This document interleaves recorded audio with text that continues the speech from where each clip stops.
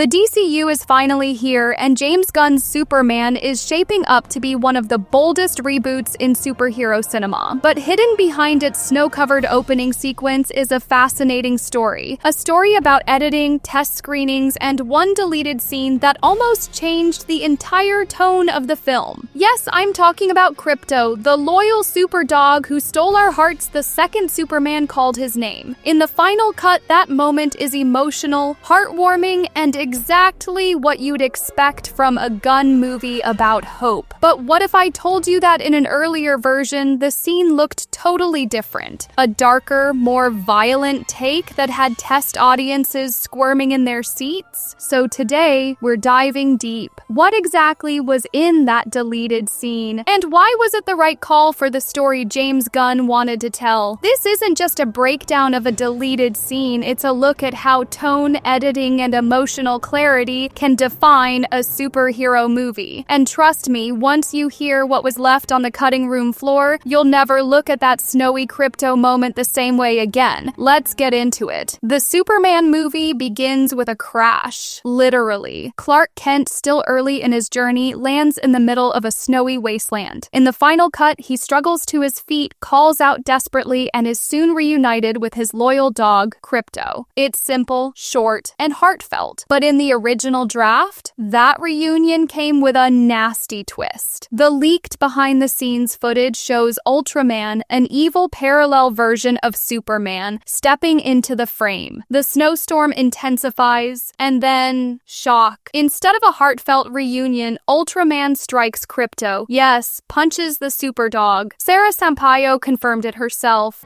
Ultraman punching Krypto. Because apparently did really bad in the screen, like the test screening. It's not okay. You can't punch a dog. Because the moment clashed with the DNA of Superman's storytelling. The Man of Steel represents hope, compassion, and inspiration. By opening the movie with animal cruelty, even in a stylized, alternate reality way, the tone veered too far into shock value. Instead of establishing Superman as a figure of light, the scene painted his world in brutality. Warner Brothers and James Gunn had a choice. Keep the scene for its edge, or protect the emotional clarity of the story. Gunn chose the latter. The deleted scene was cut, preserving Superman's hopeful essence. Test screenings are where films live or die. In the case of Superman, the Krypto punch scene died instantly. According to reports, when the footage played, audiences audibly gasped. Some laughed nervously, others groaned, and many whispered, "You can't punch a dog." Sara Sampaio admitted in an interview, "People were pissed." And honestly, understandably so. You don't open your big hopeful reboot with imagery that leaves viewers disturbed. Gunn realized the dissonance immediately. His instincts were already telling him the tone was wrong, but now he had confirmation. The backlash wasn't about shock, it was about betrayal. Audiences came expecting a story of inspiration, not cruelty. And when a filmmaker crosses that line, trust breaks fast. But here's where Gunn shows his strength. Instead of defending the scene, he pivoted. He listened to feedback, acknowledged the problem, and surgically cut the moment out. In doing so, he preserved the emotional heartbeat of the film. It's proof that test screenings aren't just corporate red tape. They're a mirror of audience instincts. And for Superman, that mirror was crystal clear. This isn't the way. The theatrical version of James Gunn's Superman handles the opening Krypto sequence with surgical precision. Gone is the bombastic clash and the shocking dog punch imagery. Instead, what audiences saw was a scene trimmed down to its emotional core, a masterstroke in editing. The sequence begins with Superman crash landing in the snowy wilderness. He stumbles, shaken and vulnerable, his cape torn, breath heavy against the cold wind. For a moment, we don't see the invincible Man of Steel. We see a young man who has just faced the impossible. His eyes dart around, searching, his voice trembling as he calls out,